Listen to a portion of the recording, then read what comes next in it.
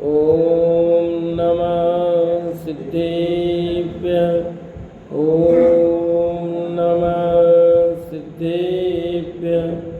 ॐ नमः सिद्धेभ्यः। ॐ जय जय जय। नमोस्तु नमोस्तु नमोस्तु। नमो अर्यन्ताणं नमो सेताणं नमो ऐरियाणं नमो वजायाणं नमो लोये सवसाणं। मंगलम भगवान वीरो मंगलम गौतमो गणी मंगलम कुंद कुंदारो जैन धर्मोस्तु मंगलम सर्वमंगलम मांगल्यम सर्वकल्याणकारकम प्रदानं सर्वधर्माणां जैनं जयतु शासनं जैनं जयतु शासनम्। अरिहंत देव वंदे गुरु वंदे न गणनान्यरायो धम्मदया मे वंदे कम्मक्त कारणं शुद्धं। बोले जय मात की जय हो। बोले सती मात की जय हो। सुदृष्टि तरंगिणी नाम का ग्रंथ पंडित टेकचंद जी कृत 39वां पर्व अपना चल रहा है। इसमें अपन चर्चा कर रहे हैं छठवीं काल के 21,000 वर्ष माँ कब से पूर्ण होंगे। ये बात अपनी हुई थी पेज नंबर 524 पर। मिल गया। और सारे कालों की बात हुई थी कि किस प्रकार कौन कौन होंगे, अंतिम कल की कौन होगा। याद आया? अंतिम कल की कौन होगा वो सब बात यहाँ बताई थी। लास्ट से नीचे से सेकंड पैराग्राफ कि तदंतर छठवें काल के 21,000 वर्ष माँ कश्य पूर्ण होंगे। इस छठवें काल के 49 दिन शेष रहने पर 7 दिन पर्यंत खोटी खोटी वर्षाएं होगी। शुभ काल में अच्छी वर्षा होती है और खराब काल में खोटी वर्षा होती है। ये नियम है। वे इस प्रकार है। अति तीव्र पवन की वर्षा होगी जिससे सभी पर्वत पत्तों के समान उड़ जाएंगे। प्रथम 7 दिन छठवें काल में है ना, यहाँ से खराब समय शुरू हुआ है। तो ऐसी तीव्र हवा चलेगी, इतना तीव्र हवा चलेगी कि पर्वत भी पत्तों की तरह उड़ जाएंगे। ये पर्वत देखने को नहीं मिलेंगे। जो खोद रहे हैं ना, खोदते रहो वो ऐसे उड़ जाएंगे जो रहेंगे वो भी। बहुत शीत की वर्षा होगी। बाद में बहुत ठंडी बरसात होगी। फिर खारे जल की वर्षा होगी 7 दिन तक। फिर जहर की वर्षा होगी। फिर वज्राग्नि की वर्षा होगी 7 दिन तक। और फिर बालूरज की वर्षा होगी। और अंतिम धुएं की वर्षा होगी। और पूरे सर्वत्र धुआं धुआं धुआं धुआं छा जाएगा। इस 7 वर्षाओं से इस क्षेत्र में प्रलय हो जाएगा। इस प्रकार अवसर्पणी का सामान्य व्याख्यान किया। ये 7 प्रकार की बारिश होगी जो खराब बरसात है। और ऐसे काल में ये सूचना हो गई है कि अब मनुष्यों का जीना कठिन। मनुष्य होंगे तो सही, पर कैसे होंगे? अंधे, महाक्रोधी, मांस पक्षी, क्योंकि अग्नि होगी नहीं, पेड़ पौधे होंगे नहीं, अनाज होगा नहीं, तो करेंगे क्या? यही करेंगे। प्रारंभ में 2 हाथ के, बाद में 1 हाथ के हो जाएंगे। आयु भी 20 वर्ष की। ये प्रलय का लोग कहते हैं ना, पृथ्वी नष्ट होगी। नष्ट तब होगी, पृथ्वी कोई नष्ट नहीं होगी, पर ये प्रलय काल इसको कहते हैं। महाप्रलय काल है। बाकी प्रलय तो आता ही रहता है बीच बीच में, पर ये महाप्रलय होगा। अभी भी देखो ना कैसे कैसे तूफान आते हैं, कितने लोगों को, पर ये तो पूरे पूरे भरत क्षेत्र में आएगा। हाँ, और ये खास करके आर्यखंड की बात है।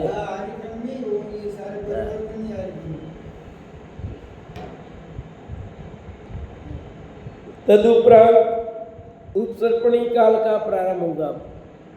छठवां काल गया, फिर वापस पहला काल उत्सर्पणी का आएगा। अपना जो इधर का छठवां उधर का पहला एक जैसा है। उसका छठवां प्रथम दुखमा काल प्रारंभ होते ही बलि वर्षा होगी। तदुपरांत काल का प्रारंभ होगा। उसका छठवां प्रथम दुखमा काल प्रारंभ होते ही बलि वर्षा होगी। अब ये खत्म हो रहा है, अब सर्पणी का काल पूरा होगा, इधर पहला काल शुरू होगा, तो दिन अच्छे आने लगेंगे, जिससे पृथ्वी रस रूप संपन्न हो जाएगी। प्रथम प्रलय के समय किन्हीं जीवों को विद्याधर देवों ने हाथ से ले जाकर गंगा सिंधु नदी के तट की तथा विद्यार्थ की गुफाओं में रख दिया था। वे अब साता हुई समझकर यहाँ आ जाएंगे। देखो, पहले प्रलय के समय किन्हीं जीवों को विद्याधर देवों ने हाथ से ले जाकर गंगा सिंधु नदी के तट की तथा विद्यार्थ की गुफाओं में रख दिया था। वे अब साता हुई समझकर यहाँ आ जाएंगे, जिससे उनके द्वारा यहाँ पुनर्रचना होगी। और ऐसा अन्य मतियों में मिलता है कि मनु और सरदा दोनों से पूरी सृष्टि की रचना हुई। दो बचे थे महाप्रलय के बाद में, और इन दोनों के संयोग से पूरी सृष्टि की रचना हुई, इसलिए मनुष्य कहलाते हैं। मनुष्य रचना हुई इसलिए मनुष्य कहलाते हैं। अपने यहाँ भी मनु है, उससे मनुष्य कहलाते हैं, और उन्होंने अलग रूप में माना है। और यहाँ भी ये बात थोड़ी सी समानार्थी समझ में मिल रही है, समझो। हाँ हाँ। अब साता हुई समझ कर आ जाएंगे, जिससे उनके द्वारा यह पुनर्रचना होगी। यह उत्सर्पणी का प्रथम काल होगा, परंतु परंपरा छठवें के समान ही होगी। और जो छठवां काल पहले था वैसा ही इनका पहला काल होगा। यद्यपि सुखद जीवन हल्का सा, बरसात अच्छी हुई, पर रहेगा दुखी। अब ये अग्नि अनाज कुछ मिलना नहीं है। इतना विशेष है कि छठवें काल में आयु, काय और ज्ञान की वृद्धि होगी। अब धीरे धीरे उसमें घटित ही इधर जो छठवां काल पहला काल है, उसमें अब आयु की, ज्ञान की वृद्धि होने लगेगी। इस प्रकार छठवें काल के 21,000 वर्ष पूर्ण होंगे। अब यहाँ एक हाथ की आयु रहेगी थी, इधर बढ़ते बढ़ते बढ़ते 2 हाथ लंबे हो जाएंगे, शरीर लंबाई बढ़ेगी। उधर घटी थी, इधर धीरे धीरे लंबाई बढ़ जाएगी। आयु भी 20 वर्ष थी, अब बढ़ते बढ़ते आयु बढ़ेगी। ये सब बढ़ेगी, आयु भी बढ़ेगा, शरीर की लंबाई बढ़ेगी, ज्ञान का क्षोभम बढ़ेगा। फिर तदंतर 5वां उत्सर्पणी का दूसरा काल प्रारंभ। हाँ, पर वो अलग बात है अपवाद रूप में, पर ये तो सभी ऐसे होंगे। वो तो अपवाद रूप में जो होते हैं सामान्य होते, पर अभी तो सब 3.5 हाथ के हैं। वो जो बावनिया है, फिर भी वो भी अपने हाथ से 3.5 हाथ है वो तो। हाँ, यहाँ तो उस समय सब अपने हाथ से 2 हाथ होंगे। तदंतर 5वां, यानी अभी अपन जो 5वां भोग रहे हैं वो उत्सर्पणी का दूसरा काल होगा। इसके 21,000 वर्ष में से 20,000 वर्ष व्यतीत हो जाने के बाद 1,000 वर्ष शेष रहने पर उत्सर्पणी काल के 14 कुलकर होंगे। जो 21,000 साल पंचम काल के हैं, 20,000 वर्ष तो वैसे बीतेंगे, और लास्ट के जो 1,000 वर्ष है उसमें 14 कुलकर होंगे। जैसे यहाँ तीसरे काल में हो गए ऐसे यहाँ दूसरे काल के अंत में होंगे। इस प्रकार कनक, कनक प्रभ, कनक राज, कनक ध्वज, कनक पुंगव, ये 5 तो कनक सुवर्ण समान तन के धारक होंगे। नलिन, नलिन प्रभ, नलिन राज, नलिन ध्वज और नलिन पुंगव, ये 5 कमल के समान तन के धारक होंगे। ये देखो, वे सुवर्ण समान तन के धारक, ये नलिन पुंगव 5 कमल के समान शरीर के धारक होंगे। शेष पद्म, पद्मप्रभ, पद्मराज, पद्मध्वज, ये 4 इस प्रकार के 14 खुलकर 5वें काल के अंत में होंगे, यानी पंचम काल के अंत में ये 14 खुलकर होंगे, जिससे वापस नया उद्धार होगा। तदंतर 42,000 वर्ष कम एक कोड़ा कोड़ी का सागर का, एक कोड़ा कोड़ी सागर का चौथा काल उस सर्पणी का तीसरा काल प्रारंभ होगा। अपने यहाँ जो चौथे काल में मोक्ष गए, उधर उस सर्पणी के तीसरे काल में मोक्ष जाएंगे जी। काल उतना ही है, यहाँ भी चौथा काल एक कोड़ा कोड़ी सागर में 42,000 वर्ष कम, इधर तीसरा काल एक कोड़ा कोड़ी सागर में 42,000 वर्ष कम,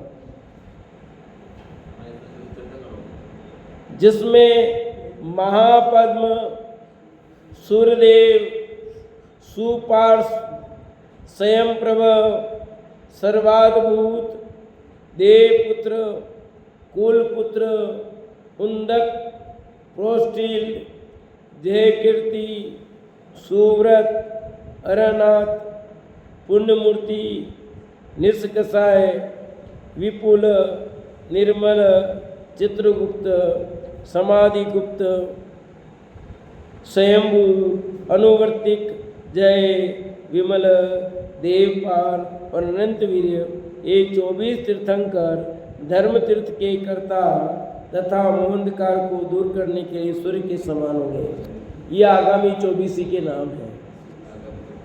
ये जो भी 24 चल रही है, आगामी जो 24 आएगी वो ये 24 होगी, है ख्याल में? तो ये नाम फिक्स हो गए हैं। कौन बनेगा ये फिक्स है कि ये जीव यहाँ से मर करके ये तीर्थंकर होने वाला है। जैसे महापद्म श्रेणी के राजा हैं और 16वें तीर्थंकर श्री कृष्ण हैं, 23वें समुद्रभद्राचार्य हैं, है ना। ये सब नाम यहाँ आगे सबके नाम मिले पूर्व लिखे हुए हैं, आप पढ़ सकते हो, इसमें आए हैं। हाँ हाँ, इधर बैठ जाओ, शकल दिखे ऐसे। या पंखे चल ही नहीं रहा है, पंखे तो चल ही नहीं रहा है। कहाँ चल रहा? बंद है? नहीं,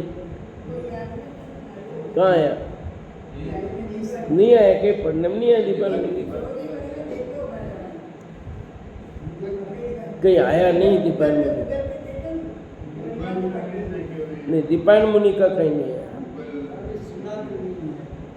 इनके नाम है ना, मौजूद है सब नाम, पूर्व लिखे हुए हैं, पूर्व लिखे हुए। ये आगामी 24 हैं, तो अपन मान सकते हैं कि नहीं आगामी 24 में अपन तीर्थंकर? क्यों?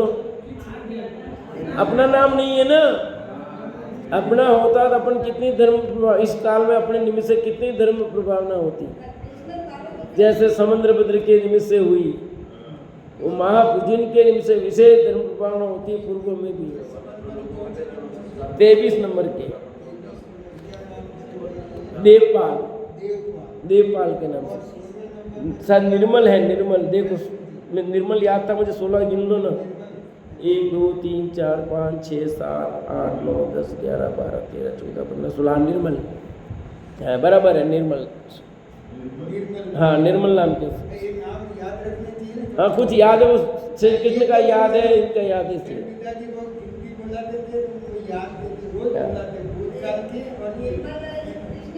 हाँ आगामी 12 चक्रवर्तियों के नाम, और उसमें भी आपका नाम नहीं है। आपका नाम तो बदल के ही आएगा ना। पर आपका नहीं है ना, फिक्स है, कौन बनने वाले पता है ना पहले से। ये नाम वही नाम है, कौन सा जीव बनने वाला फिक्स आ गया ना। भरत, दीर्घदत्त, जयदत्त, गुणदत्त, श्रीसेन, श्रीभूति, श्रीकांत, पद्म, महापद्म, चित्रवान, विमलवान और हरीश सेन, ये 12 चक्रवर्ती होने वाले हैं। इन सब के अगला मतलब ये तो आगामी भव है, पर वर्तमान भव क्या है वो भी सब ते हैं। हाँ, यानी अपना नाम नहीं है आगामी 63 सलाका में, इतना पक्का है। आगामी नव, और इस काल में भी कितना समय है आप समझ रहे हो, असंख्या तो वर्ष है, 84,000 तो यही है। और फिर चौथे काल में होंगे तो कम से कम 84,000 वर्ष के बाद की बात रहेगी। तो 21, 4, 84 हटा दो ना। हाँ, वो कितना भी हो, कम से कम 84,000 वर्ष तो। हाँ, इन्हीं नारायणों के बड़े भाई आगामी बलभद्रों के नाम चंद्र, महाचंद्र, चंद्रधर, सीए चंद्र, हरीश चंद्र, श्री चंद्र, पूर्णचंद्र, शुभ चंद्र, बालचंद्र। आगामी 9 प्रतिनारायणों के नाम बोल दिए। आगामी 9 नारायणों के नाम नंद, नंदीमित्र, नंदसेन, नंदीभूति, बल, महाबल, अतिबल, त्रिपिष्ट और द्विपिष्ट। ठीक है, इधर भी हुए त्रिपिष्ट नाम के सब। आगामी 9 प्रतिनारायणों के नाम, मायुर भगवान का जीव त्रिपिष्ट नारायण। अब प्रतिनारायण है श्रीकंठ, हरिकंठ, नीलकंठ, अश्वकंठ, सुकंठ, शिष्यकंठ, अश्वगिर्व, हयगिर और मयूरगिर। ये 9 प्रतिनारायण, ऊपर नारायण पढ़े थे, ये प्रतिनारायण। और बलभद्र के नाम अपन ने पढ़ ही लिए। ये सब फिक्स है, 9 ही नारायण होते हैं, 9 प्रतिनारायण ही होंगे, 9 बलभद्र ही होंगे, 10 नहीं हो सकते। ठीक है, जो सीट फिक्स है इसकी। आगामी 11 रुद्रों के नाम प्रमद, सम्मद, हर्ष, प्रकाम, कामाद, भव, हर, मनोभव, मारु, काम, रंगज। इस प्रकार उस सर्पणी में तीर्थंकर, चक्री, नारायण, बलभद्र, प्रतिनारायण, रुद्र आदि महापुरुष होंगे। हाँ, भरत क्षेत्र संबंधी अतीतकालीन 24 जिन तीर्थंकरों के नाम, ये भूत में हो गए, उनके वर्तमान के बता दिए थे, भविष्य के बता दिए। और भूत में जो 24 ही हो गई उनके नाम निर्वाणनाथ, सागर, महासाधु, विमल प्रभ, शुद्धात्म, श्रीधर, सुदत्तनाथ, अमल प्रभ, उद्धर, अग्निदेव, संयम, शिव, कुष्मांजलि, शिवगण, उत्साह, ज्ञानेश्वर, परमेश्वर, विमलेश्वर, जथारथ, यशोधर, कृष्णमती, ज्ञानमती, शुद्धमती, श्रीभद्र और शांत। ये 2 तो स्त्री होंगी, 2-3 तो नहीं है कि नहीं? ये देख लो, कृष्णमती, ज्ञानमती, शुद्धमती, 3 तो लुगाई तीर्थंकर हो गई भविष्य में, नहीं भूतकाल में कि नहीं, ये स्त्रियां नहीं है, नाम ऐसे। अब हमारे को ऐसा ही लगता है ना, आज भी नहीं पुल्लिंग नाम स्त्रीलिंग जैसे, कुछ स्त्रीलिंग पुल्लिंग जैसे नहीं है। अब भगवती पुल्लिंग भी है और भगवती स्त्रीलिंग में भी है, शांति पुल्लिंग में भी है और स्त्रीलिंग में भी है, कनक पुल्लिंग में भी है और कलंक स्त्रीलिंग में भी है। हाँ, ऐसे कितने ही नाम है। फोटो गड़बड़ हो जाता है, पता लगता है उससे, परीक्षा में गड़बड़ हो जाता है। पुल्लिंग जैसे नाम होते हैं तो उनको स्त्रियों के तो पुल्लिंग में गिन लेते हैं, कुछ नाम लड़कों के लड़कियों जैसे होते हैं तो उनको स्त्रीलिंग में गिन लेते हैं। चुनाव में हो जाता है ऐसा। पर ये 24 के 24 पुल्लिंग ही हैं, स्त्रीलिंग कोई नहीं है। इस प्रकार 3 काल संबंधी 3 24 के नाम लेकर अत्यंत मंगल के लिए उन्हें नमस्कार किया। क्या कहा? 3 24 के नाम क्यों लिए? मंगल किया भैया। 30 24 ये 30 24 है कि 3 24 है? विमल जी बताओ। 3 24 तो 30 24 के भी दरगाह चढ़ाते अपन। ये 30 24 कौन सी थी? ये 3 तो समझ में, तो 3 ही हुई के, तो 30 कौन सी हुई? आपने पूछो। हाँ बताओ, गिन लो। चलो बोलो, आप बोलो 30 24। चलो बोलो, आप बोलो 30 24 तो कितनी हुई? हाँ 5 × 5 = 10 ही हुई, और क्या हुई? कैसे हुआ? गिना ऐसे थोड़ी होती हो, गिना के बता तो जानू।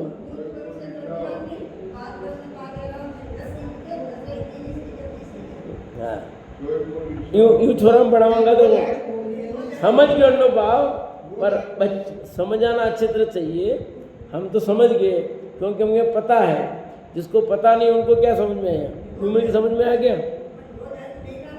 हाँ खाली हरगिज़ नहीं गया हो। 5 भरत क्षेत्र में और 5 ऐरावत क्षेत्र। अपन जैसे अपन भरत क्षेत्र में, ऐसे 5 भरत क्षेत्र है। तो 5 भरत क्षेत्र में, एक भरत क्षेत्र में 1 24, ठीक है? 5 भरत, ऐसे ही 5 ऐरावत क्षेत्र है। जैसा भरत क्षेत्र है ऐसे 5 ऐरावत क्षेत्र है। जम्बू द्वीप में 1, दात्री खंड में द्वीप में 2 और पुष्कर द्वीप में 2, ऐसे 5। तो 10 हो गए। 5 भरत क्षेत्र, 5 ऐरावत क्षेत्र, तो 10 24 हो गई। तो 10 24 वर्तमान की, 10 24 भूत की और 10 24 भविष्य की 720 तीर्थंकर का अर्घ चढ़ाते हैं अपन। अब कहाँ देखी यात्रा में बताओ? अब यात्रा करके आए, ये 3 24 किस जगह देखी आपने? बताओ, जो यात्रा करके आए वो बताओ। नई दिन में थी, अभी की तत्काल यात्रा करेंगे। अभी जो गए उनको पूछ रहा हूँ। 2.5 दिन में थी कि नहीं थी? पढ़े नाम नीचे लिखे थे सब, पर पढ़े किसने? देव करके निकलना पड़ा है कि नहीं?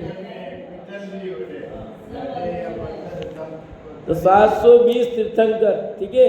30 24 के 720। क्या वहाँ 720 ही प्रतिमा थी कि ज्यादा थी? कितनी प्रतिमाएं थी?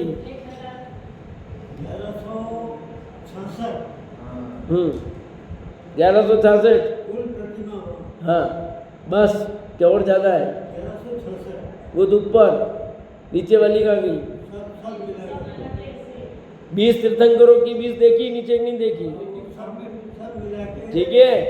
और पंचमेरु की प्रतिमा कहाँ गई? 720 तो ये हो गई, 5 मेरु की प्रतिमा, ठीक है? 80, 5 मेरु 80 जिनधाम, तो 80 तो वो हो गई आपकी।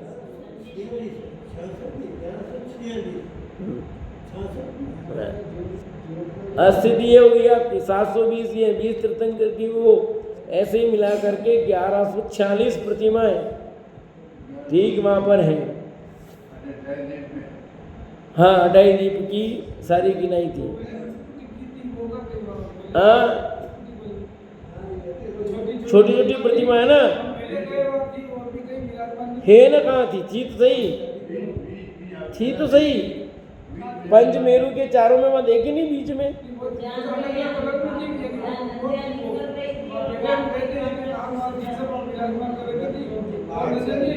नीचे आपने देखा खाली पड़ा है, अभी खाली पड़ा, काम चल रहा है अभी तो। भगवान की प्रतिष्ठा नहीं हुई अभी छोटे वालों की। पता नहीं मुझे, मैं गया नहीं था इसलिए पहले वो बात थी सब प्रतिमा अभी मुझे पता नहीं। ये प्रतिष्ठा सबकी हुई, प्रतिष्ठा तो एक साथ ही सबकी। अरे नीचे और बड़े हैं, बाकी है वो छोटी छोटी थी। उसका पता नहीं उन प्रतिमा। चलिए बात करेंगे भरत क्षेत्र संबंधी अतीतकालीन 24 जिन तीर्थंकरों के नाम अपन ने पढ़े। इस प्रकार 3 काल संबंधी 3 24 के नाम लेकर अत्यंत मंगल के लिए उन्हें नमस्कार किया। ये भगवान भव्यों का मंगल करें, जो भव्य जी में उनका क्या करे, मंगल करे। इनके माता पिता आयु का प्रमाण तथा चिन्हों का वर्णन किया। इनके समय में हुए कामदेव, चक्री, नारायण, बलभद्र, प्रतिनारायण, कुलकर, रुद्र, नारद आदि महापुरुषों भव्य राशि निकट संसारियों का भी नाम मंगल कारक है, क्योंकि ये सभी जिन धर्म के पारगामी मोक्षगामी हैं। यहाँ इनकी कथा मंगल के लिए प्ररूपित की। क्यों किया? कि मंगल के लिए किया। और महापुरुषों का नाम लेने में फायदा ही होता है, बुरा नहीं होता है। अत्यंत मंगल के लिए भरत क्षेत्र संबंधी सिद्ध क्षेत्रों के नाम अब लेते हैं। भरत क्षेत्र में जो सिद्ध क्षेत्र हैं, जहाँ से महाव्रत के धारी योगीश्वर शुक्ल ध्यान रूपी अग्नि द्वारा अष्टकरूपी ईंधन को जलाकर निरंजन होकर लोक के अंत में स्थित अनंत सिद्धों से संपन्न सिद्ध क्षेत्र में जाकर विराजमान होते हैं, वे सिद्ध क्षेत्र हैं। कौन सा सिद्ध क्षेत्र कहलाते हैं? जहाँ से भगवान मोक्ष गए वो सिद्ध क्षेत्र है। अपन गए सिद्ध क्षेत्र? कौन कौन से गए बताओ? हाँ, जिससे पूछे वही बोलो। हाँ हाँ, एक और दबो, दोपहर वाला उन पावागिरी। ठीक है, कौन कौन मोक्ष गया बताओ। जिया जी बताओ, कौन कौन कहाँ से मोक्ष गया बताओ। तीनों जी को यात्रा करके आगे अपन अब बताओ।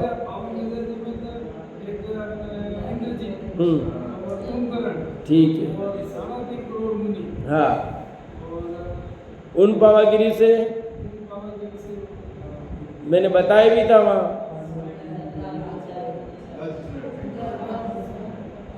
4 ऐसे कहा था मैंने, स्वर्णभद्र आदि और सिद्धवरकुट से बेचक्री 10 काम कुमार अटकोड़ी 8 करोड़ मुनिराज। ठीक है, 3.5 करोड़ मुनिराज। उज्जैन की घटना वहाँ बताने रह गई थी, क्योंकि उज्जैन अंकपनाचार्य आदि 700 मुनिराज की घटना, रक्षाबंधन की कहानी वहीं से जुड़ी हुई है। उज्जैनी नगरी से रक्षाबंधन की कहानी जुड़ी हुई है। और आप पुराण पढ़ो, हर कथानक में उज्जैन का नाम मिलेगा। सुनिए, हस्तिनापुर की घटना तो है, बाकी अनेक घटनाओं से जुड़ा हुआ उज्जैन नगरी है। हाँ, भेजा फूट रहा है। अत्यंत मंगल के लिए भरत से संबंधित क्षेत्रों के नाम की बात कही। सर्वप्रथम आदिनाथ के निर्वाण क्षेत्र कैलाश पर्वत अष्टापथ को मेरा नमस्कार हो। अब भगवान को भी नमस्कार किया, सिर्फ क्षेत्रों को भी नमन करते हैं। अजितनाथ आदि 20 तीर्थंकरों के निर्वाण क्षेत्र समय शिखर को मेरा नमस्कार हो। अब याद करते जाओ और नमस्कार करते जाओ। वासुपुज जिनके निर्वाण क्षेत्र चंपापुरी वन को नमस्कार हो। नेमिनाथ जिनको आदि लेकर 72 करोड़ 700 मुनियों के निर्वाण क्षेत्र गिरनार शिखर को नमस्कार हो। महावीर के निर्वाण क्षेत्र पावापुर को नमस्कार हो। जो गए वो दिमाग में लो, आप नमस्कार करो। वर्धता आदि 3.5 करोड़ मुनियों के मुक्ति क्षेत्र तारंगा शिखर को नमस्कार हो। पास में ही तारंगा जी अपने, लाड नरेंद्र आदि 5 करोड़ मुनिराजों के निर्वाण क्षेत्र पावागिर को नमस्कार हो। हाँ, ये पावागढ़। 3 पांडवों को आदि लेकर 8 करोड़ मुनिराजों के निर्वाण क्षेत्र शत्रुंजय को मेरा नमस्कार हो। पालीताना। बलभद्र आदि 8 करोड़ मुनियों के मुक्ति स्थल गजपन शिखर को नमस्कार है। रामचंद्र, सुग्री, हनुमान आदि 99 करोड़ यतीश्वरों के निर्वाण क्षेत्र तुंगगिरी को नमस्कार हो। मांगी तुंगी। रावण के पुत्र आदि 5.5 करोड़ मुनियों के निर्वाण क्षेत्र रेवा नदी तट पर स्थित सिद्धवरकूट को मेरा नमस्कार। आ गया सिद्धवरकूट, जाके आए सिद्धवरकूट। और आपने क्या किया वहां जाकर के? सबने देख लो, इतने मुनिराज मोक्ष गए, इतना श्रेष्ठ काम हुआ। 10 वे चक्री 10 काम कुमार और 5.5 करोड़ मुनिराज। हाँ, 5.5 करोड़ मुनियों के निर्वाण क्षेत्र नेवा नदी के तट पर स्थित सिद्धवरकूट को मेरा नमस्कार हो। और अपन ने क्या किया सिद्धवरकूट जाकर के? वो सोचो ना, हमें बैठे ही नहीं। कहाँ बैठे? रात पड़ गई क्या? रात ना में बैठे, फटाफट रवाना हुए। 3.5 करोड़ मुनियों के मुक्ति क्षेत्र अचलापुर की ईशान दिशा में स्थित मेड़गिरी शिखर नामक मुक्तागिरी करोड़ मुनियों के मुक्ति क्षेत्र अचलापुर की ईशान दिशा में स्थित मेड़गिरी शिखर नामक मुक्तागिर को नमस्कार है। राजा दशरथ के पुत्रों को आदि लेकर 1 करोड़ मुनियों के निर्वाण क्षेत्र कोटि शिला को नमस्कार हो।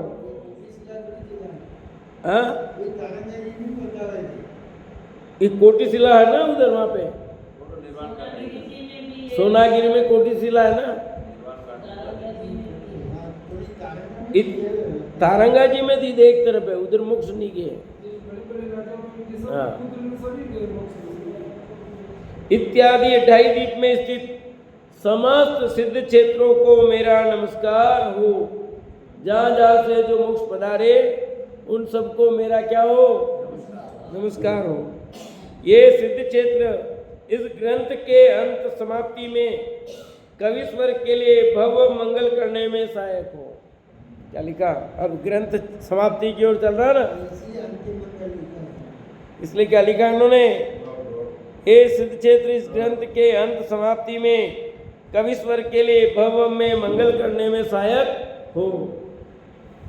इस ग्रंथ के अभ्यासी भव्य जीवों को सिद्ध क्षेत्र की यात्रा के समान फल में सहायक हो। जैसे भी सिद्ध क्षेत्र की यात्रा करके आए ना, तो हमारे फल में सहायक और हो गया अपने तो। अतः सिद्ध क्षेत्रों को नमस्कार कर अत्यंत मंगल किया। ये भी यहाँ बैठे बैठे रोज निर्वाण कांड क्यों पढ़ते हैं?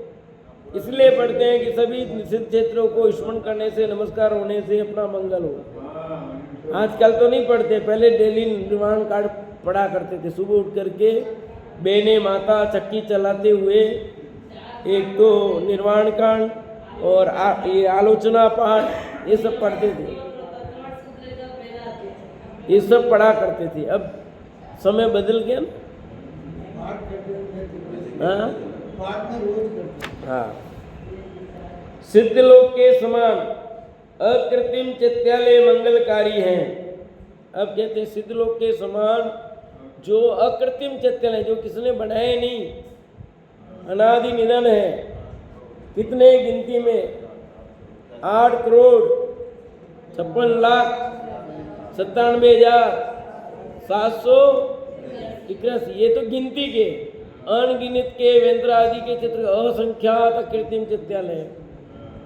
सूर्य, तारे, नक्षत्र, इसमें ज्योतिषी देवों के विमान, इनमें भी एक कृत्रिम चित्यालय है। ये कितने? ये भी असंख्यात है। ये तो गिनती वाले बताए आपको, मोटे मोटे तो।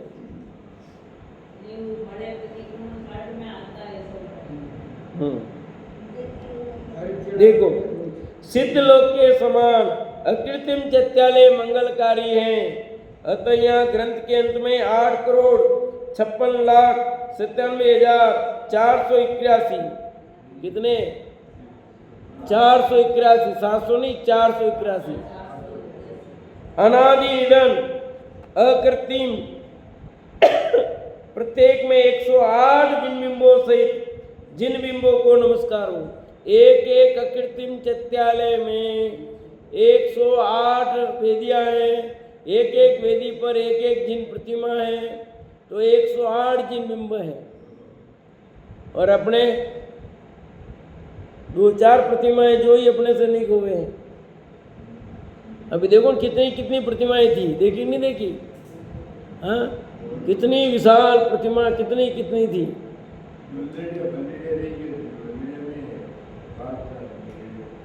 इनमें से 7,72,00,000 पाताल लोक में, 458 मध्यलोक में, 84,97,023 ऊर्ध्व लोक में है। ये अकृत्रिम चैत्यालय 458 तो मध्यलोक में कृत्रिम चैत्यालय हैं, ठीक है। 7,72,00,000 इस पृथ्वी के नीचे और ऊर्ध्व लोक में 84,97,023, ये गिनती वाले। बाकी इस पृथ्वी के नीचे वेंतर देव असंख्यात, वहाँ असंख्यात कृत्रिम चैत्यालय हैं। मध्यलोक में ये ज्योतिषी हैं। भवनवासी के 7,72,00,000 फिक्स हैं, वही गिनती में आए। ये सब मंगल की राशि जिन मंदिर उत्कृष्ट, मध्यम और जघन के भेद से 3 प्रकार के हैं। उत्कृष्ट जिन मंदिर 100 योजन लंबे होते हैं, 50 योजन चौड़े और 75 योजन ऊंचे हैं। ये सब मंगल राशि जिन मंदिर 3 टाइप के होते हैं, उत्कृष्ट, मध्यम और जघन। जो उत्कृष्ट चैत्यालय, कृत्रिम चैत्यालय हैं, वो 100 योजन लंबे, एक तो मेरे कहाँ के पीछे सब ये थी, छोटे छोटे जीव आ जाते हैं। 100 योजन लंबे, 50 योजन चौड़े और 75 योजन ऊंचे। यानी ऊंचाई कितनी होगी? 75 योजन ऊंचा होगा। और 100 योजन लंबा, तब जाके 108 वेदियां। और 50 योजन चौड़ा, लंबा इतनी, चौड़ा इतनी। 100, 75 और 50 3 याद रह जाएंगे। 100 तो होगी लंबाई, 75 होगी ऊंचाई, 50 हो गई चौड़ाई। मध्य चैत्यालयों का प्रमाण, जो मध्य कैटेगरी के हैं, 50 योजन लंबाई, 25 योजन चौड़ाई, 37.5 योजन ऊंचाई संपन्न है। 25 योजन लंबाई, 12.5 योजन चौड़ाई, 18 सही 3/4 योजन ऊंचाई जघन्य चैत्यालयों के प्रमाण है। ये 3 टाइप के चैत्यालय होते हैं, उत्कृष्ट, मध्यम और जघन्य। उत्कृष्ट के 100, 75, 50। इधर वापस आ जाओ तो 50, 25 और 37.5। इधर आ गया 25, 12.5 और 18 सही 3/4, यानी 1/3, 3/4 समझो। 100 है, 3/4 ऊंचाई होगी, चौड़ाई कितनी होगी? आधी होगी।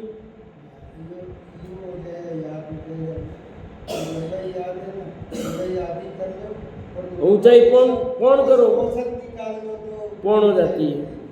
भद्रसाल में, नंदनवन में, नंदीश्वर द्वीप में और कल्पवासियों के विमानों में उत्कृष्ट अवगाहना के धारक जिन मंदिर कौन कौन से?